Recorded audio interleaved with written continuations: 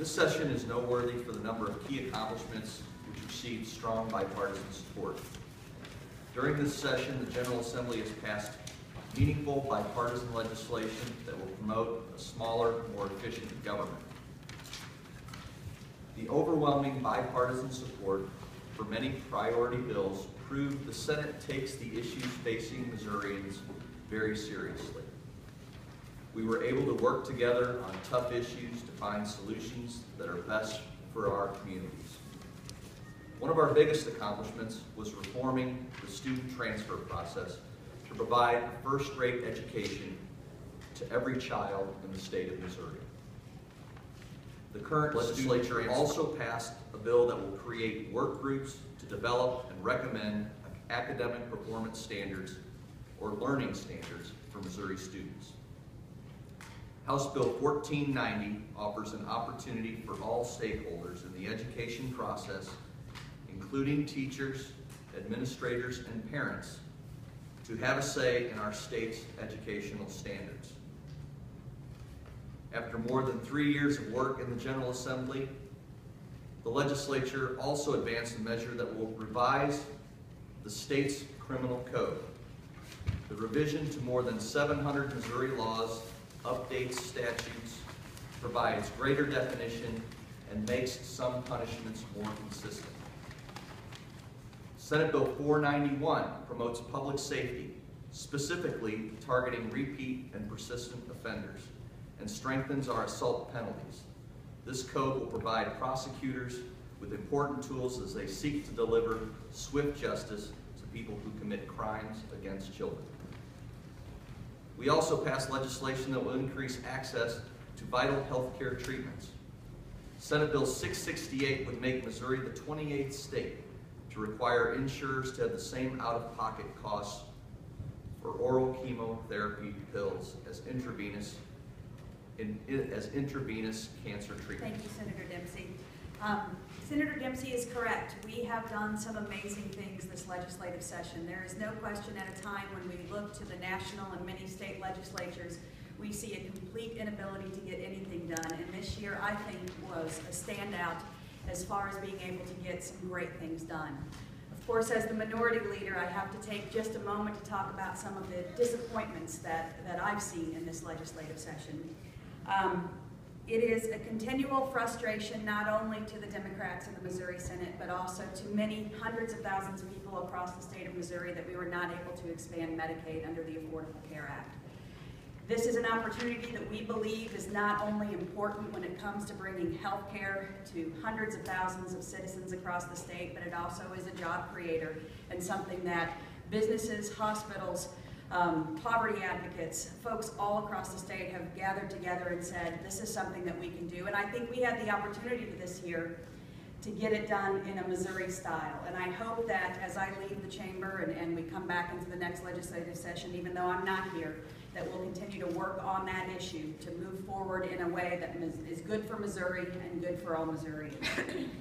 It was also frustrating to many of us to see the legislature move quickly and then to override the governor's veto on a tax cut that many of us felt we couldn't afford. Just coming out of a recession, having obviously difficulty getting the revenues into the state, one of the things that we felt it was important to do as Democrats was to first fully fund our K-12 education and make sure that we continue to fund higher ed at levels that they haven't been funded in years. And unfortunately, we feel we have a real risk of not doing that because of this tax cut that cannot be afforded at this time. Those are some of the concerns that we have, and of course, we also continually battle year after year those issues that, while they are very important to many constituencies, continue to be very wedge items when it comes to this legislature. Those are attacks on women's health care as it's related to reproductive freedom, and attacks on the working men and women in the state of Missouri with their labor unions. One of the things that is frustrating for those of us in the minority is that we continually have to stand up on behalf of those folks year after year after year when we would prefer to be talking things like expanding Medicaid and making sure that we fully fund our education formula. But we also understand that there are only 9 Democrats in the Senate out of a body of 34. And because we have so few, we have to make decisions that are incredibly tough. I am thankful that Senator Dempsey and Senator Richard continue to work with us and make sure that our voices were heard. And while we can't win every battle, the civility between our caucuses, I believe, is probably better than pretty much anywhere in the nation. So I'm very appreciative of that. I'm also very excited that we were able to get several things done in addition to the transfer fix, in addition to the restored dental coverage and the criminal code that we've talked about, other issues that are incredibly important to Democrats, including making sure that we have full funding, or better funding rather, for the Children's Division and much needed abuse and neglect services in the state of Missouri. We were also excited to work with Senator Curls to, for the first time, lift a ban on food stamps for those folks who have been convicted of felonies in the past. We are very, very thrilled, too, to have sent today to the governor an early childhood education bill to start really looking at pre-K funding and making sure that those vulnerable children have the best that Missouri has to offer.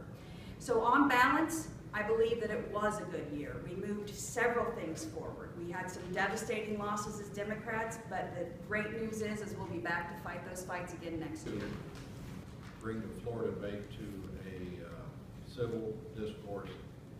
Many years ago, it wasn't that, and I try to get to a point where people that I agree with and not get their opportunity to make their comments and state their facts and try to get to a conclusion, and I think we've done that. You know, this time, the first time in around 30 years, Senator Justus and many of those who helped, we redid the criminal code. I think that's noteworthy. For the first time in 30 years, or over 30 years, we've had education reform, what Senator Dempsey talked about on the transfer bill. And for the first time in 100 years, we have tax revision. I think those are noteworthy if we didn't do anything else. Well, we pursued our income tax cut. I would say it was the key issue where we looked at our numbers, our philosophical belief on what it takes to improve the business climate in the state of Missouri across a host of issues. And so I would say the income tax cut, which is a very measured tax cut with certain revenue triggers in it and other protections, so that we do preserve core services and are actually able to continue to increase public education funding as we have done for the last several years.